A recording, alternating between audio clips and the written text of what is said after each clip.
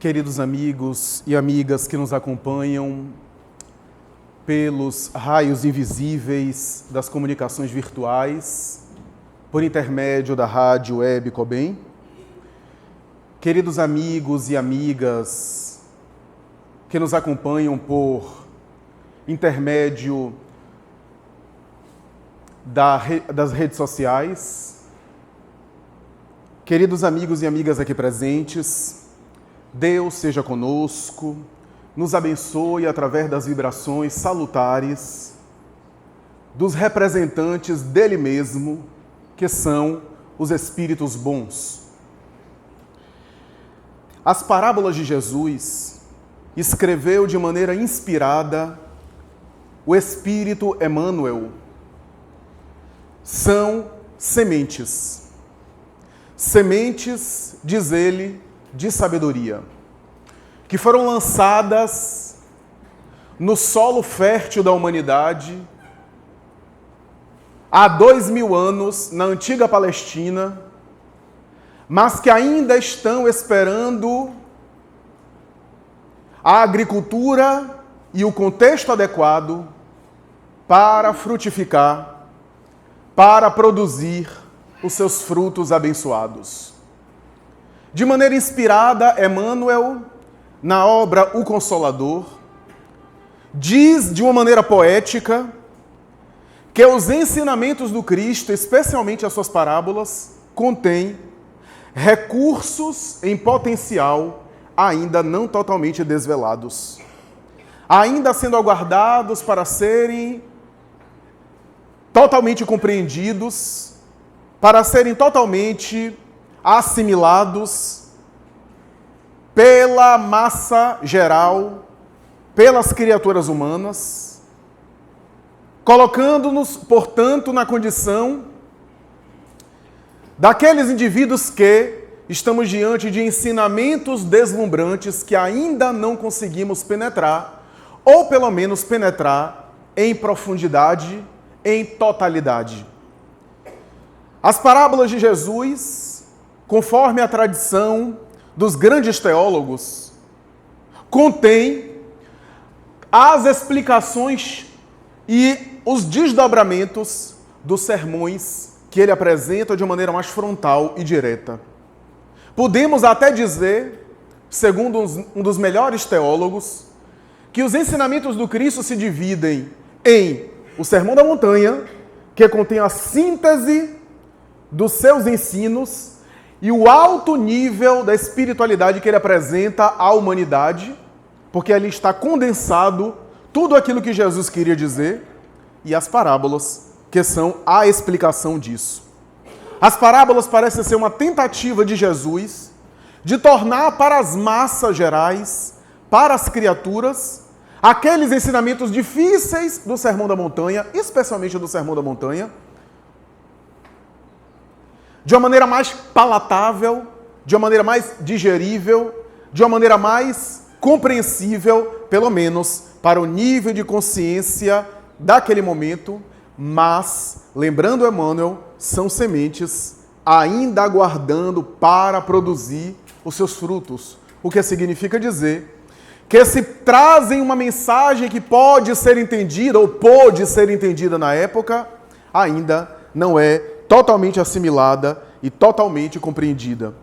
O que nós queremos dizer com tudo isso é que as parábolas de Jesus possuem, na sua grande maioria, uma linguagem, uma roupagem, uma mensagem e uma aparência difícil, material, do contexto da época, com os elementos conhecidos da linguagem vulgar. Algumas soam até grosseiras, soam até rudes para a nossa mentalidade, para a nossa linguagem, mas para além da linguagem, para além do discurso, contém ali dentro ensinamentos muito profundos. Ensinamentos atemporais. Se Jesus utiliza rede de pescar e grão de mostarda, dracma e óbolo de viúva, se utiliza personagens da época como levita, sacerdote do templo e samaritano, Se utiliza as moedas do comércio da Palestina, principalmente de Israel, para falar de parábolas e de valores amoedados simbolicamente. Se Jesus utiliza plantas, árvores, figueiras, para tecer os seus comentários parabólicos. Se utiliza azeite, peixe, alqueire e uma série de elementos que são conhecidos da mentalidade da época, alguns dos quais nem fazem parte mais da cultura atual. Para além desses elementos, desses objetos que ele utiliza, possuímos ali naquelas parábolas ensinamentos imortais para todas as épocas.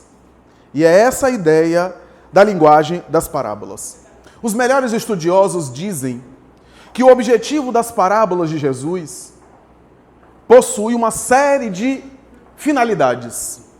Aliás, ele próprio vai ser interpelado por um dos apóstolos, conforme se encontra no livro de Mateus, quando possivelmente Pedro vai dizer: Senhor, por que falais por parábolas? E ele próprio respondeu: porque a eles não foi dado conhecer o reino de Deus, mas a vós sim. O que significa dizer que vocês possuem capacidade e estrutura para compreender o ensinamento de uma maneira mais direta, mais frontal.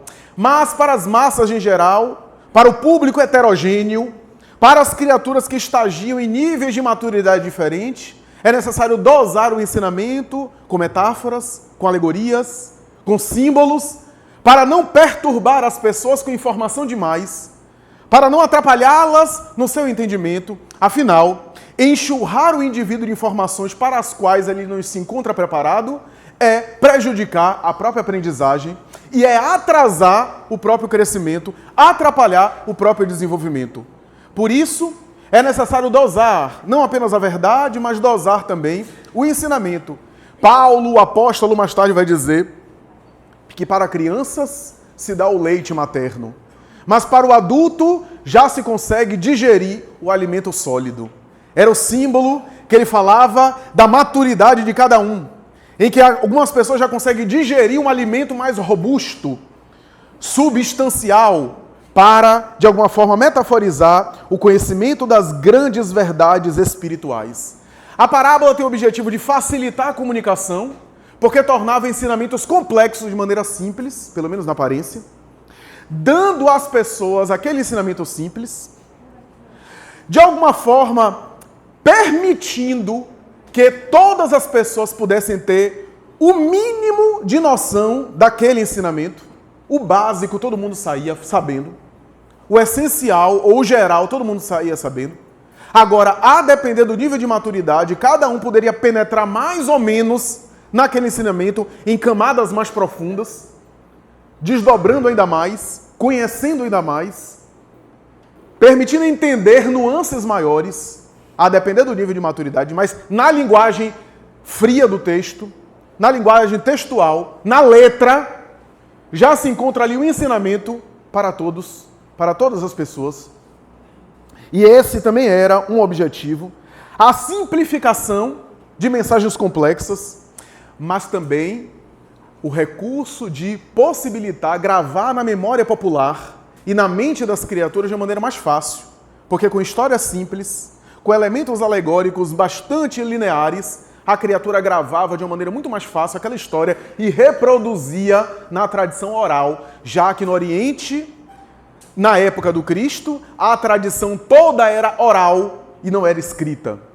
A escrita, a tradição dos escribas, não apenas era inacessível à população geral, por ser caro o processo de escrita, por ser difícil e raro, mas também porque as pessoas também não tinham acesso à cultura e, na sua maioria, eram analfabetas, desprovidas de cultura formal. Razão pela qual a mentalidade oriental é toda oral, na tradição dos contos, na tradição de Israel, na tradição dos grandes patriarcas do passado, que era passado de pai para filho, de geração a geração. E é por essa razão que Jesus também deixou gravado em parábolas fantásticas ensinamentos que deveriam ser perpetuados. Por isso, Carlos Torres Pastorino e outros grandes estudiosos chegaram à conclusão que não é à toa que algumas parábolas de Jesus tenham exageros absurdos, que era de propósito. Porque com os seus exageros, aqueles que o ouviam em Israel, ao perceber que ele estava exagerando, parava para pensar. E era de propósito, para catalisar as atenções. Alguns que possuíam colocações para justamente provocar, no bom sentido da palavra. Porque Jesus era um mestre da pedagogia, da arte do discurso e, sobretudo, de penetrar no psiquismo das pessoas. Mas alguns podem estar perguntando, o que é que isso tem a ver com o tema? A verdade é que o que nos interessa para a nossa reflexão é uma parábola de Jesus, que parece não ter nada a ver com o tema, mas há um versículo da parábola que nos chama a atenção e que Jesus não deixou de colocar e que nos serve de reflexão para a manhã de hoje. Porque as parábolas, para concluir o objetivo das parábolas, também tem a finalidade de preservação da mensagem cristã. Augusto Cury, o psiquiatra ateu, aliás, ateu confesso, e outros estudiosos chegam à conclusão que as parábolas eram também um recurso inteligente de preservar a mensagem do Evangelho das futuras adulterações. Porque é fácil adulterar uma frase, é só botar uma vírgula no outro lugar. Aliás, como eu acho que aconteceu naquele episódio dos 2 ladrões. Em verdade vos digo, estarás comigo no reino dos céus. Só uma vírgula colocada no outro lugar muda totalmente o sentido.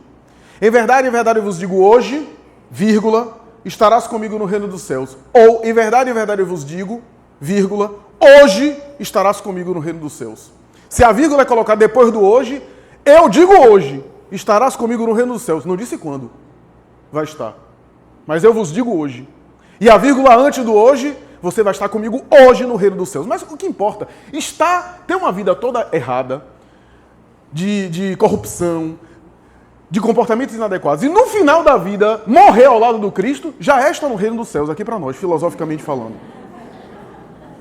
Mas a verdade é que, em uma das suas parábolas mais notáveis, talvez a mais popular depois da parábola do semeador, a parábola dos talentos, Jesus fala do medo de uma maneira quase imperceptível para a maioria de nós. A parábola dos talentos está presente em Mateus, está presente em Lucas. Os teólogos ficaram tão acabrunhados e tão inquietos com a diferença dessa parábola que é colocada em Mateus e em Lucas. O texto de Mateus é muito mais conhecido. Allan Kardec usa o texto de Mateus para introduzir no capítulo 16 do Evangelho segundo o Espiritismo, não se pode servir a Deus e a mamão, quando fala das riquezas. Um detalhe interessante, a gente olha o capítulo 16 do Evangelho segundo o Espiritismo e pensa que Kardec está fazendo um estudo apenas das riquezas monetárias, financeiras. Mas se a gente for avaliar direito, não é isso. O capítulo 16 do Evangelho segundo o Espiritismo está falando das riquezas do ser humano encarnado. Todas as possibilidades de riqueza, inteligência, beleza, poder, dinheiro também. Mas são riquezas que o Espírito tem. Daí Kardec coloca a parábola dos talentos e utiliza o texto de Mateus. O texto de Mateus é muito mais conhecido. Mateus, dos apóstolos, é o mais intelectual, porque era inclusive letrado. A maioria dos apóstolos de Jesus eram galileus analfabetos. Né? Simão Pedro, por exemplo, e assim por diante. Mateus era cobrador de imposto, era levi. Né? E para ter esse cargo público de fiscal e de arrecadação para o Império Romano, o indivíduo teria que ter uma cultura formal. Né? Os judeus, irmãos de raça, odiavam o irmão que era colocado como publicano, como cobrador de imposto. Né? À época havia muita corrupção, só na época, hoje não tem mais não, mas na época havia. E é natural que ele ficava odiado e ao mesmo tempo rico. Mas esse cobrador de imposto tinha que ter uma cultura formal, né? E que o cargo era de Israel, mas passava por autorização romana, porque era de interesse de Roma. Herodes era um rei simbólico, porque era vassalo de Roma, devia a César os impostos, né? Já que Israel era conquista, era posse de Roma. Roma, com inteligência, deixava e preservava a cultura local, porque não se interessava em ideologia religiosa. Roma era arrecadação. Então, para arrecadar de maneira melhor, preservava a cultura local, os ideais religiosos, as crenças de cada um, mas o que ele queria era a arrecadação de imposto. E colocava os próprios nativos como cobradores de imposto.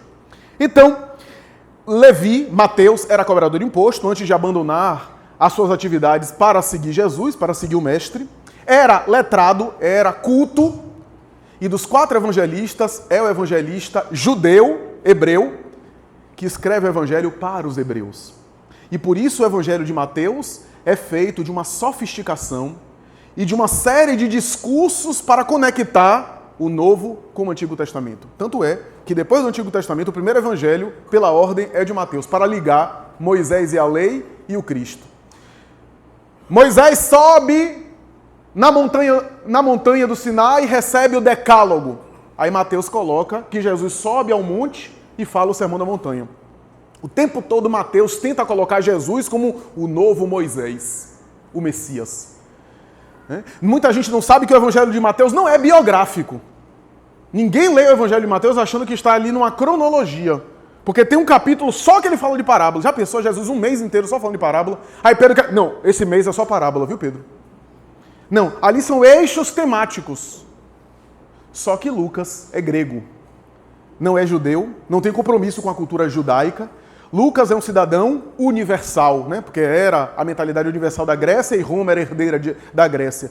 Lucas escreve um evangelho mais abrangente, ouvindo principalmente Maria de Nazaré, que era a mãe de Jesus. Portanto, o evangelho de Lucas era mais biográfico, era mais cronológico. Porque é o relato da mãe santíssima, da mãe do Senhor. A verdade é que as diferenças na abordagem dessa parábola são tão grandes que alguns teólogos chegaram a especular que se tratava de uma outra parábola, a parábola de Lucas. Mas hoje não há dúvida que se trata da mesma parábola, embora algumas diferenças. Por exemplo, o dono no Evangelho de Lucas é um rei, mas no Evangelho de Mateus é um proprietário, é um senhor, e assim por diante. Há detalhes que divergem.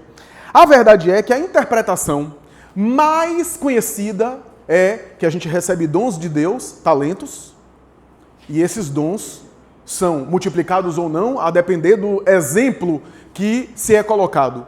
E aquele que multiplica recebe a bênção do Senhor, a glória do Senhor. Há outras interpretações sociológicas, religiosas, místicas, mas essa é a interpretação, digamos assim, mais tradicional, mais conhecida, a que chama mais atenção. Essa interpretação dos talentos, né? A moeda talentos, que na verdade é um conjunto de recursos monetários na época da antiga Palestina, já é um exagero. Muita gente não sabe que um talento é um valor alto para a época. Carlos Torres Pastorino, no seu Sabedoria do Evangelho, chega a fazer um cálculo, eu não sei como é que ele chegou a essa conclusão, de que um talento deve equivaler um pouco mais de $2.000 na moeda corrente. Então, você pega 10 talentos, é um valor, para a mentalidade da época, um valor algo considerável, razoável. Então, nós temos ali uma explicação. E valores altos para um cultivo de terra e para servos de um senhor de terra. Mas estamos diante de uma parábola de Jesus que queria, de alguma forma, dizer também que os valores que a gente recebe da vida, mesmo que seja um só talento, valem muito. Então, são uma série de elementos que nos escapam. A parábola, segundo a Bíblia de João Ferreira de Almeida, uma das Bíblias mais conhecidas, diz assim no Evangelho de Mateus: o Senhor age como um homem que, tendo de fazer longa viagem fora do seu país, chamou seus servidores e lhes entregou seus bens. Depois de dar 5 talentos a um, 2 a outro e 1 a outro, a cada um, segundo a sua capacidade, partiu imediatamente. Então, o que recebeu 5 talentos se foi, negociou com aquele dinheiro e ganhou 5 outros. O que recebeu 2 ganhou, do mesmo modo, outros tantos. Mas o que apenas recebeu 1, cavou um buraco na terra e aí escondeu o dinheiro do seu amo. Passado longo tempo, o amo daqueles servidores voltou e o chamou a prestar contas. Veio o que recebeu 5 talentos e lhes apresentou outros 5, dizendo: Senhor, me entregaste 5 talentos, aqui estão, além desses, mais 5 que ganhei. Respondeu-lhe o amo, servidor bom e fiel, pois que foste fiel em pouca coisa, confiar-te-ei muitas outras. Compartilha da alegria do teu senhor. O que recebeu 2 talentos, apresentou-se a seu turno e lhe disse, Senhor, entregaste-me 2 talentos. Aqui estão, além desses, 2 outros que ganhei. O amo lhe respondeu, bom e fiel servidor, pois que foste fiel em pouca coisa, confiar-te-ei muitas outras. Compartilha da alegria do teu senhor. Veio em seguida o que recebeu apenas 1 talento e disse, Senhor, sei que és um homem severo, que ceifas onde não semeaste e colhes de onde nada puseste. Por isso, como tive medo, é isso que passa despercebido nessa parábola, da maioria de nós quando lemos. Como tive medo, escondi o seu talento na terra. Aqui o tens. Restituo o que te pertence. O homem, porém, lhe respondeu, servidor mau e preguiçoso. Se sabias que ceifo onde não semeei e colho onde nada coloquei, devias pôr o meu dinheiro nas mãos dos banqueiros, a fim de que, regressando, eu tirasse, pelo menos com juros, o que me pertence. Tirem-lhe, pois, o talento que está com ele, e deem-no ao que tem 10 talentos, porquanto dar-se-á a todos os que já têm, e esses ficarão cumulados de bens, quanto àquele que nada tem, tirar-se-lhe-á, mesmo que pareça ter. E seja esse servidor inútil lançado nas trevas exteriores, onde haverá pranto e ranger de dentes. A parábola tem várias lições, inclusive essa última frase parece resumir a parábola. Será dado àquele que tem e será retirado daquele que nem tem. Parece ser o resumo de toda a parábola e o conceito que Jesus quer estabelecer, que parece até uma injustiça, mas não é. Na verdade, é uma lógica de uma lei divina. Mas a verdade é que o que eu quero focalizar, enfatizar aqui é a expressão, porque eu tive medo, enterrei o teu talento debaixo da terra. Curiosamente, quando a gente pega a parábola dos talentos no Evangelho de Lucas, com todas as diferenças, essa expressão se repete. Porque eu tive medo, escondi o teu talento debaixo da terra. Dando-nos a impressão, ou melhor, colocando de maneira clara, embora quase imperceptível, de que o que atrapalhou o servo de fazer o correto com o seu talento foi o medo. O medo lhe paralisou a existência. É interessante porque na cultura israelita do passado, e nós somos herdeiros dessa cultura, há toda uma tradição do sepultamento. O sepultamento das pedras, mais tarde, da alcova, e nós herdamos isso. Enterrei debaixo da terra, a expressão enterrar faz alusão a esse sepultamento. Por medo, eu matei as minhas potencialidades, as minhas faculdades, as minhas capacidades. Eu morri simbolicamente, psiquicamente. Ao enterrar simbolicamente, eu também sepultei as minhas possibilidades de vida, as minhas possibilidades de existência. O que é que eu quero dizer com esses símbolos de sepultamento, de enterro, de morte? É que o medo é um dos maiores obstáculos da nossa evolução. Porque o medo tem a ver com uma paralisia da alma. No medo, nós paralisamos e não progredimos. Porque qualquer crescimento, mesmo que seja pegar o talento e colocar no banqueiro, apenas para dar os juros, a parábola de Jesus, qualquer crescimento, qualquer experiência que se desenvolve é melhor do que nada. Paulo dizia, ou frio ou quente, morno não. O que significa dizer que Jesus chegou a elogiar o filho pródigo da sua parábola, mas colocou de maneira mais severa o servo que escondeu o seu talento. O filho pródigo saiu da casa do pai, espoliou os bens do pai, acabou com a herança, pediu a herança antecipada, que para a cultura israelita da época era verdadeiro desrespeito à família, se acabou nos excessos, nos prazeres, nas orgias, mas é elogiado pela experiência e pelo retorno, pelo arrependimento sadio, pela renovação e mais tarde, o reencontro com o pai. Esse filho pródigo da parábola é elogiado na sua jornada, porque de qualquer forma a sua experiência foi evolutiva do que aquele que por medo se paralisa. O medo paralisa a criatura. O medo a impede de viver experiências e de crescer. Os grandes estudiosos do comportamento, na psicologia, na psiquiatria, sempre defendem a ideia, e nas ciências cognitivas isso é muito forte, que o medo é uma das emoções, se não a emoção mais básica que nós temos. A emoção mais primária que nós carregamos, remanescente das experiências evolutivas do passado. Porque o medo parece estar na origem do instinto de conservação da vida. Ou melhor, o instinto de conservação da vida é a origem do desenvolvimento do medo. Porque na experiência animal dos irracionais, o instinto de conservação da vida, que é um recurso da natureza para preservar a vida, preservar a espécie, manter o indivíduo, o ser na matéria, impedindo que ele se destrua, faz com que o animal reaja, e o homem primitivo também, na dicotomia da reação de fuga ou de combate, diante de um objeto ameaçador. Diante de uma ameaça, faz com que o instinto de conservação o impulsione para agredir o objeto de ameaça ou para fugir, para correr. Essa dicotomia o psiquismo humano herdou ao longo da evolução, ao longo do desenvolvimento, desbordando mais tarde em sentimentos que são inadequados e sofríveis na experiência humana. Porque em experiências irracionais aquilo era necessário, o instinto de conservação. Mas ao desenvolver a razão, o raciocínio, mas ainda tendo os remanescentes dos instintos primários, especialmente o instinto de conservação, nós desenvolvemos sentimentos que são frutos desses instintos mais primários, sentimentos ainda imaturos, ainda inferiores, a ponto de os psicólogos cognitivos comportamentais, alguns, chegarem a dizer que uma série de outras emoções disfuncionais, isso é, emoções inadequadas que geram sofrimento, têm origem no medo. O ciúme, que é um medo de ser preterido, de não ser valorizado, de não ter a atenção, de ser substituído afetivamente, o ciúme. Ansiedade. Segundo esses mesmos estudiosos, ansiedade parece ser um medo um pouco mais sofisticado. Porque se eu tenho ansiedade para chegar logo no lugar, é porque eu tenho medo de chegar atrasado.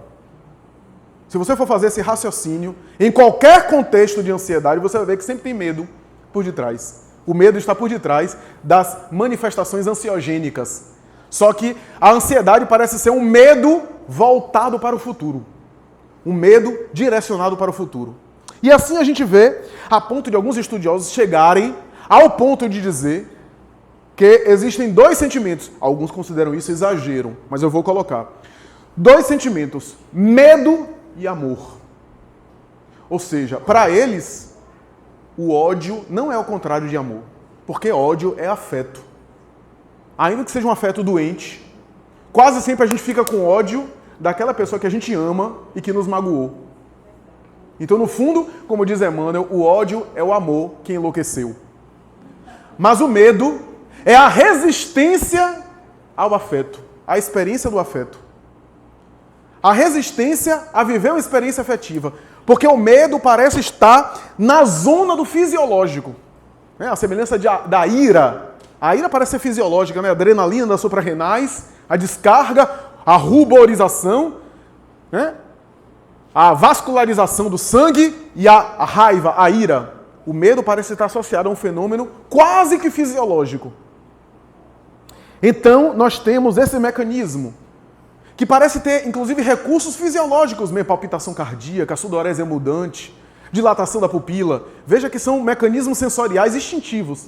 Por que sudorese? Para escorregar instintivamente do predador que vai nos pegar. Dilatação da pupila para enxergar melhor. A adrenalina, cortisol, para ter uma proatividade, uma reação mais ágil. Sangue nas veias, arritmia cardíaca, é a preparação, é o alarme do carro que soa. Só que há alguns transtornos, especialmente a síndrome de pânico, que o alarme está tocando sem ninguém está querendo arrombar o carro. O alarme está sendo acionado sem motivo nenhum. Sabe quando o alarme do carro está disparando sem motivo nenhum na garagem? É a mesma coisa. Então, são transtornos.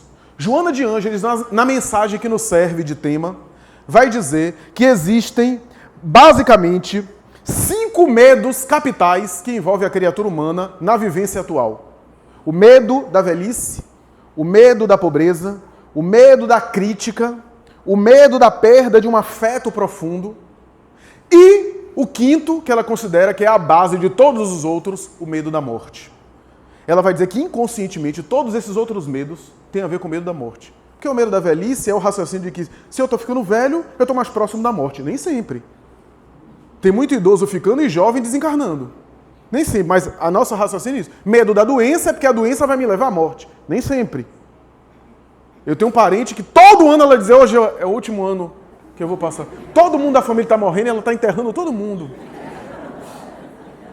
Mas o medo da crítica, a morte simbólica, a morte emocional, né?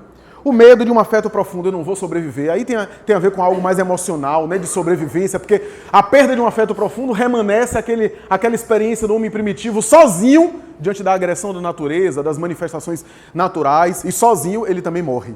Então, são, portanto, manifestações que estão presentes em nós e que tem a ver com esse instinto de conservação. Allan Kardec.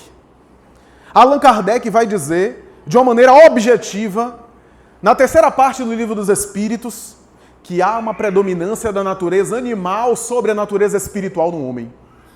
Que o homem tem duas naturezas, a natureza animal e a natureza espiritual. O instinto de pulsão da vida, o instinto de conservação da vida, o instinto de destruição da vida. E essa dualidade está em dicotomia, está em constante relacionamento, está em constante interação. E nessa predominância da natureza animal, nós herdamos... Então, o que é que eu quero dizer com isso? É que o medo também faz parte dessa natureza animal, dessa experiência anterior, que já é um desenvolvimento do instinto de conservação da vida, para mais tarde sentimentos mais elaborados. Lázaro, em O Evangelho segundo o Espiritismo, capítulo 11, vai dizer: no princípio o espírito tem instinto, mais avançado possui sensações, mais desenvolvido alcança os sentimentos. E no ponto mais alto do sentimento está o amor, no sentido mais elevado do termo, o amor cristão, o amor que Jesus nos convidou. O que é que Lázaro está querendo dizer com isso? É que uma coisa puxa a outra. Que as coisas se encadeiam no universo. Que há um espírito de sequência na natureza. Que uma coisa não anula a outra. Que uma coisa não elimina a outra. Que de uma capacidade, e às vezes até de um vício, nós desenvolvemos virtudes. Que de uma experiência mais primária, mais infantil, nós desenvolvemos a futura maturidade. Que a criança, na verbalização inicial, mais tarde vai aprender o alfabeto e mais tarde vai aprender as grandes lições da pós-graduação. Mas que começou, que uma coisa puxa a outra. Que do instinto gera sensações. Que das sensações geram sentimentos. Que do sentimento gera mais tarde sentimentos mais aprofundados e a intuição. Que uma coisa puxa a outra. Emmanuel, em uma obra, vai dizer: os instintos não são destruídos. Confirma o que Lázaro diz. Os instintos não são destruídos, são transformados. Então quem está brigando com os vícios está fazendo errado. A ideia não é ficar se violentando, se martirizando, se culpando, se punindo. É direcionar. Se você tem uma agressividade muito grande, se você é muito agressivo, é só você dosar e colocar no contexto correto. Né? Porque se você, num momento delicado de intimidade, você é agressivo, você está sendo inadequado. Agora, se você coloca essa agressividade para fazer um esporte ou para passar no concurso, você está direcionando corretamente. Há momentos para tudo. Há momentos que você tem que ter a agressividade do leão e há momentos que tem que ser uma suavidade de um beija-flor. Há momentos para tudo. O problema é o momento inadequado. É a dosagem, o direcionamento. O que é que eu quero dizer? É que a origem do medo, o instinto de conservação, não é ruim. Mas aquilo que a gente transformou do medo. Que primariamente falando, a gente predomina esse medo. E o medo precisa ser dosado, direcionado e equilibrado para depois ser superado. Eu vou dar uma metáfora na criança. Há comportamentos infantis que são perfeitamente compreensíveis. Por exemplo, o bebezinho que estava aqui agora, eu vou me chatear por isso só se eu não tiver sanidade mental. Porque é da natureza dele, é do momento dele reagir. É a minha voz que sou estranha, é o cheiro, o olfato, que é estranho às vezes da mãe, etc. Agora, se alguém aqui adulto começar a chorar para atrapalhar a nossa palestra, fica inadequado para todo mundo. Quer dizer, há comportamentos na criança que são perfeitamente compreensíveis, a gente aceita porque é da natureza da criança. Mas quando o indivíduo cresce, se continuar, e tem adultos que continuam infantis, né? Continuam com o mesmo comportamento, não superou a fase infantil. Já é inadequado. O espírito também tem uma infância. E há condutas na infância do espírito que são naturais. Mas a partir de determinada fase, já são inadequadas. Então, as manifestações instintivas em determinada fase foram essenciais. Mas agora, com a razão, com o conhecimento, já geram sofrimento. O problema do medo não é apenas porque afeta o indivíduo, mas afeta os outros. Porque o medo gera agressividade, o medo gera irritação, o medo gera uma série de outras sequelas que nos passam despercebidas. Emmanuel ainda vai além, vai dizer que, por não ter uma origem ruim, a fé religiosa, olha que essa é uma informação interessante, a fé religiosa, ele fala isso no livro Roteiro, a fé religiosa de todos os povos começou no berço rústico do medo. Obra Roteiro, capítulo Religião. A fé, o sentimento de fé, começou no berço rústico do medo. Por quê? Porque nas manifestações primárias, o homem, sem entender o sagrado, achando que era atacado pela natureza, começou a adoração com medo. Oferecia sacrifícios, fazia uma reza, uma oração para ter abençoado a sua plantação na agricultura, para que desse, né, o resultado na agricultura, para ser abençoado em casa, os sacrifícios animais, os sacrifícios humanos, os sacrifícios vegetais, o holocausto. Jesus tenta, na sua doutrina, trabalhar a criatura para que ela supere isso. Tanto é que em determinado momento ele vai dizer, misericórdia eu quero, não sacrifício. Por conta dos sacrifícios do templo, dos animais. Ou seja, é melhor o ato do perdão do que eu comprar um cordeiro e assassinar, matar o cordeiro para oferecer a Deus. Era isso que ele queria dizer do comércio religioso e da prática religiosa daquela época. O que é que eu quero dizer? É que o medo cultivado gera outros problemas para a nossa vida. Alguns problemas de saúde sério, porque a nossa estrutura psíquica, consciente e inconsciente, diz Carl Gustav Jung, trabalha com polaridades.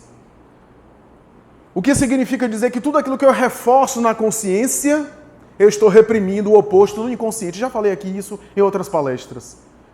Então, se você vê alguém muito eufórico e se exibindo, pode ter certeza que está em depressão. Não está bem. Porque o júbilo e a alegria verdadeira não é uma extravagância e algo excessivo.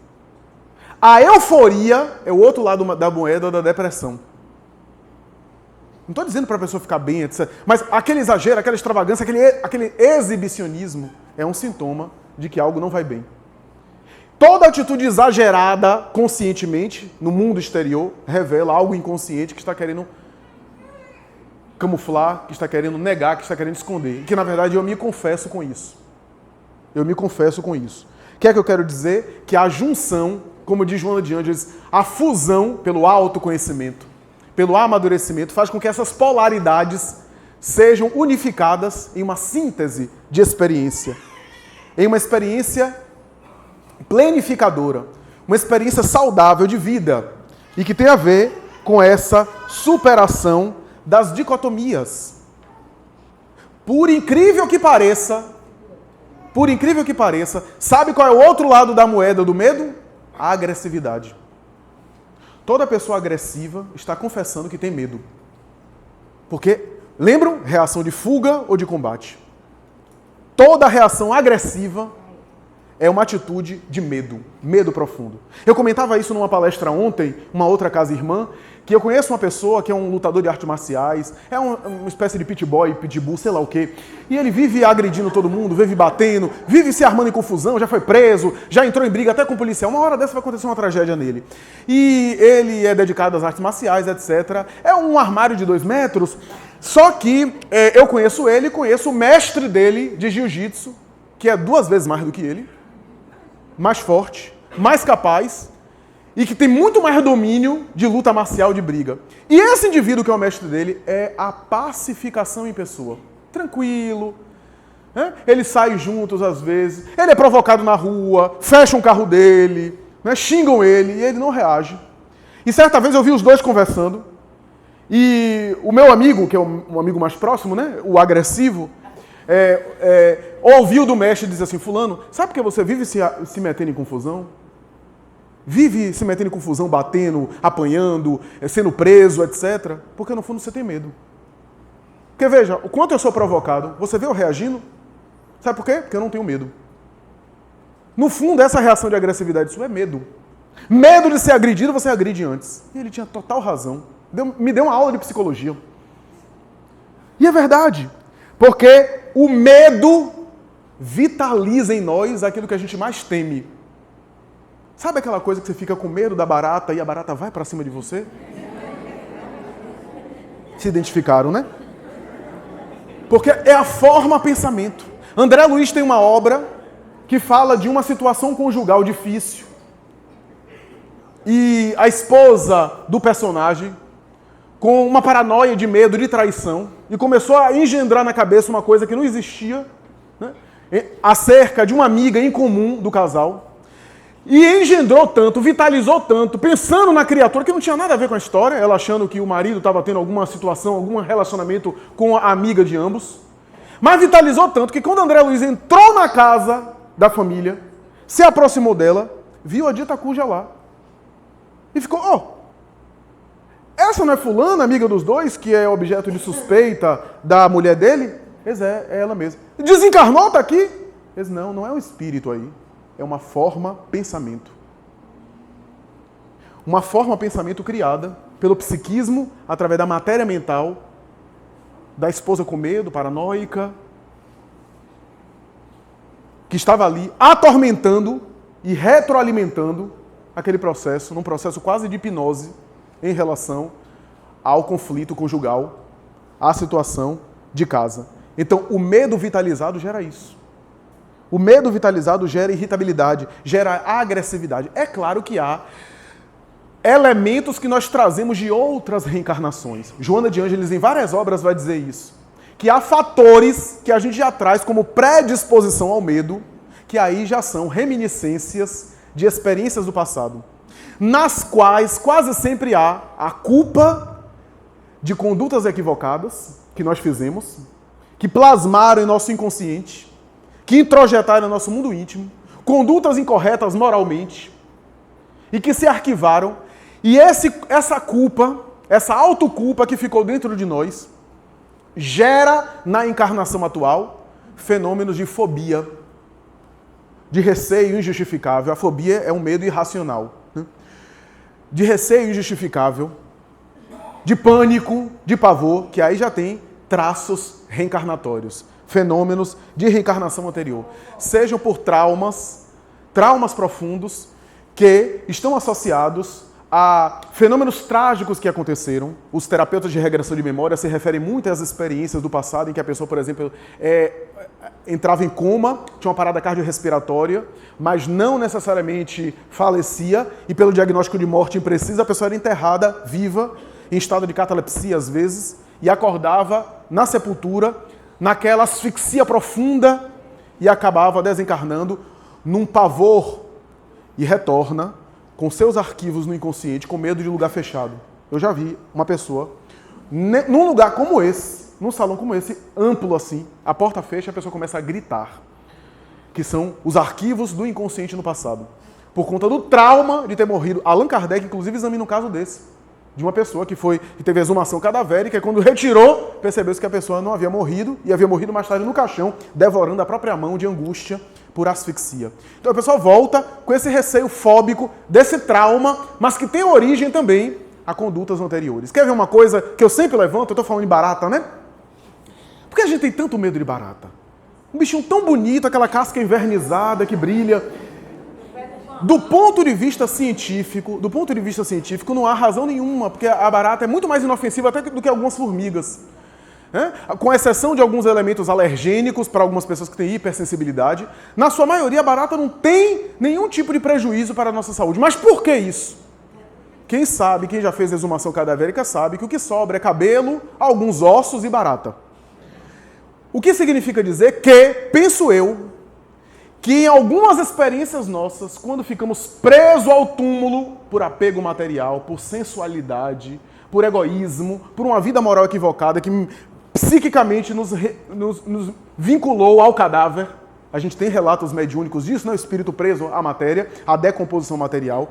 E o pavor, quando Kardec diz assim, o pavor que o espírito experimenta dos vermes roerem, está falando também desses insetos, que às vezes fica no inconsciente, principalmente do ocidental, já que o oriental tem algumas outras práticas, né? Principalmente a prática da cremação. Então, nós temos nessa experiência a vivência do medo, que tem vários fatores, desde a ignorância, o desconhecido que eu não conheço e que me gera receio, a esse medo profundo de fatores reencarnatórios, até a predominância da natureza animal, que sobrepuja a minha vivência espiritual e material, mas não podemos negar que a superação do medo passa por um processo de transformação do próprio medo. Ninguém em sã consciência acha que o medo não tem algum recurso protetivo para nós. Ninguém, em nome da superação do medo, vai hoje de noite passear meia-noite por uma Cracolândia. Porque o bom senso nos impele e nos impede que a gente viva uma experiência dessa, por proteção. O que significa dizer, como disse Jesus na parábola do joio e do trigo, né? Não arranque o joio do trigo, porque talvez arranquemos os dois. É necessário deixar ambos crescerem para se separarem. O que significa dizer que dos vícios nascem as grandes virtudes. Dos vícios nascem as grandes virtudes. Do medo, não eliminando, porque a atitude de temeridade não é uma virtude, pelo contrário, é uma atitude autodestrutiva.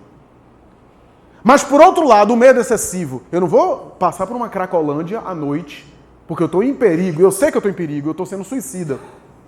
Mas, eu não vou sair para a Cobem para assistir a palestra, porque eu tenho medo de ser assaltado. Eu não vou mais para a universidade. Eu não vou mais viver minha vida, porque eu tenho medo. Aí já é algo excesso. Porque segurança absoluta não temos. O fio da vida física é muito sutil. A qualquer momento pode partir. Segurança só interior. Só interna. Só íntima. Então, do medo, a precaução, a sabedoria, a previdência, a prudência, ao bom senso, é a virtude que nós tiramos do medo. O que eu quero dizer? Que a autoconfiança é um processo que Joana de Ângeles descreve como sendo um processo que não vai ser conquistado de um dia para a noite. Vai ser conquistado no exercício de uma vivência moral equilibrada. Por quê? Porque se o amor é o antídoto do medo, o amor é exercitado aos poucos. Sensação, emoção, sentimento. E em tudo há sempre a lei de amor. Por isso que a mensagem é a lei de amor, impulsionando as criaturas. O que significa dizer que no amor a gente sobrepuja o medo.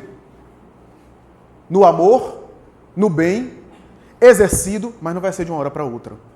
Vai ser com o tempo que a gente vai adquirindo autoconfiança. Vai recuperando a baixa autoestima, ou melhor, a autoestima em detrimento da baixa autoestima. Vai recuperando o autoconceito que temos de nós mesmos, através do bem que a gente faça. Da moralização que a gente empreenda dentro de nós mesmos. Do desenvolvimento dos valores éticos, das virtudes. No exercício do bem, da tolerância, é que a gente vai adquirindo segurança, confiança e paz. Quem olhasse para Simão Pedro, percebe que é o protótipo do medo em todo o Evangelho. Temperamental, nervoso, tudo aquilo era medo. Apaixonado, impulsivo. Rapaz, eu acho que Jesus tem uma gestão logística de pessoas que, para o empreendedorismo terreno, é um fracasso. Porque ele bota esse indivíduo para ser o líder do grupo. Um indivíduo temperamental, nervoso, preconceituoso, né? Meio assim melindrado. Senhor, eu dou a minha vida por você. Eu vou até o fim contigo. E Jesus anuncia a sua negação. Porque a negação de Pedro não é que ele estava mentindo, ele acreditava que era capaz, ele só não se conhecia a si mesmo. Ele só não sabia os seus limites. Por isso a negação dele foi dar-se conta que ele estava negando ele mesmo. Não era negando Jesus, negando ele mesmo, por medo. Ele não queria se ver. E ao negar e ir até o fundo do poço e perceber, quase enlouquecendo de remorso, ele se deu conta que ainda não havia superado as próprias paixões.